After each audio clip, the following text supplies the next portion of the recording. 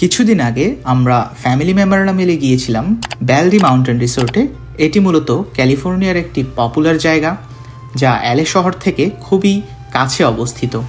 ব্যালডি mountain রিসোর্টে মূলত সবাই যায় স্নোফল দেখার জন্য। যেহেতু এলএ শহরে কোনো স্নোফল হয় না, তাই ছুটির দিনগুলোতে সবাই খুব আগ্রহ করে এই ধরনের স্নোফলগুলো এনজয় করতে যায়।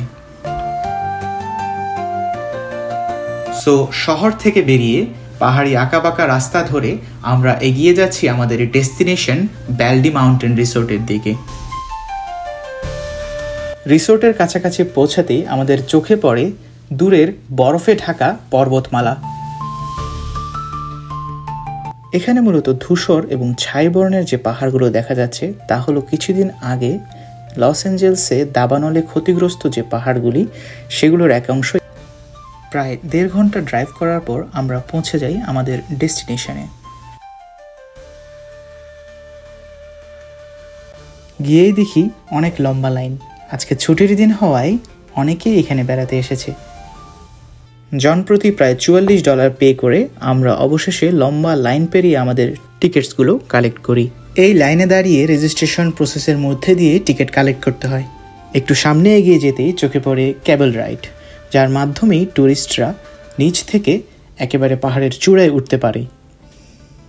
সেখান থেকে আমরা কিছুক্ষণ লাইনে দাঁড়িয়ে ক্যাবল কারে উঠে গেলাম।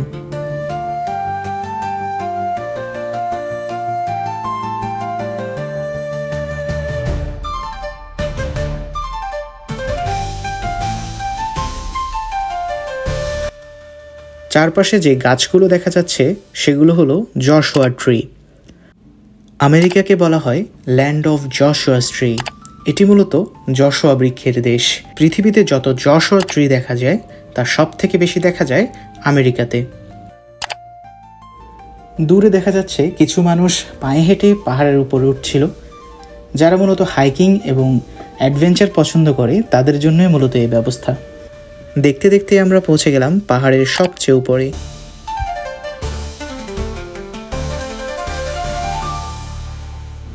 সেখানে আমাকে আর পায় কে।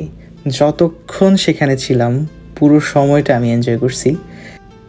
গিয়েই মাত্র আমি স্লাইডে চড়ে বসি। এই স্লাইডটা যে কি মজার ছিল বলার বাইরে। প্রথমবার স্লাইড করে শেষ মাথায় যাওয়াটা খুবই মজার, কিন্তু টিউবটাকে নিয়ে আবার সেখান থেকে হেঁটে হেঁটে বরফের মধ্যে ফিরে আসাটা অনেক বেশি কষ্টের।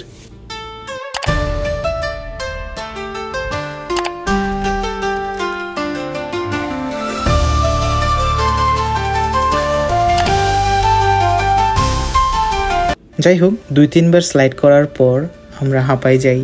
দেন কিছু ছবি তুলি, ভিডিও বানাই। স্নো নিয়ে খেলা করা তো মাস্ট। প্রায় 2-3 ঘন্টা ইচ্ছা মতো এনজয় করার পর আমাদের এখন চলে যাওয়ার পালা। চলে যাওয়ার প্রসেসটাও সেম, শুধু হাতে যে রিস্টব্যান্ডটা ছিল সেটা কেটে দেয় এবং ক্যাবলে তুলে দেয়। চারপাশের দৃশ্য দেখতে দেখতে আবার নিচের দিকে নামছি। নামার সময় অনেকে হাই দিচ্ছিল।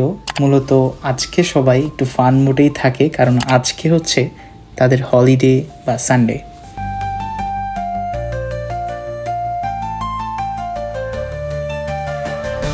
মাউন্টেন এরিয়া থেকে বের হয়ে আমরা একটা বাঙালি রেস্টুরেন্টে ঢুকলাম, যেখানে আমরা দুপুরের লাঞ্চ শেষ করলাম।